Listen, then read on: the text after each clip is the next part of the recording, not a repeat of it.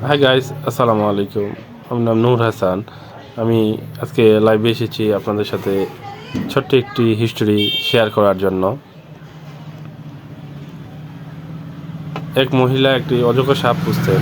সাপটা ওই মহিলাকে অসম্ভব ভালোবাসত।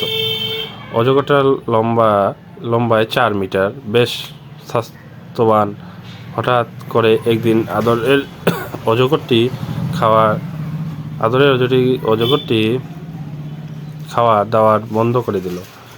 এভাবে কয়েক সপ্তাহ চলে গেল। সাপ কিছু খায় না, আদরের সাপ। এমন অবস্থায় মহিলা দুশ্চিন্তায় পড়ে গেল। উপায় না পেয়ে শেষমেশ সাপটিকে তিনি ডাক্তারের কাছে নিয়ে গেল। ডাক্তার মনোযোগ দিয়ে সব শুনেন, জিজ্ঞেস করলেন, সাপটা কি রাতে আপনার সাথে ঘুমায়? মহিলা উত্তরে দিলেন, হ্যাঁ ঘুমায়। ডাক্তার ঘুমানোর সময় একটা কি আস্তে আস্তে আপনার কাছে ঘেঁষে আসে হঠাৎ? হ্যাঁ, মহিলা উত্তরে। ডাক্তার তারপর আস্তে আস্তে আপনাকে চারপাশে পেঁচিয়ে ধরে? মহিলা বিস্মিত হয়ে এবং জবাব দিল। তখন চিকিৎসক বললেন, ম্যাডাম, সাপটি আপনাকে জড়িয়ে ধরে এবং চারপাশ থেকে পেঁচিয়ে ধরে কারণ এইটা আপনার মাপ নিচ্ছে, নিজেকে প্রস্তুত করছে আপনাকে আক্রমণ করার জন্য।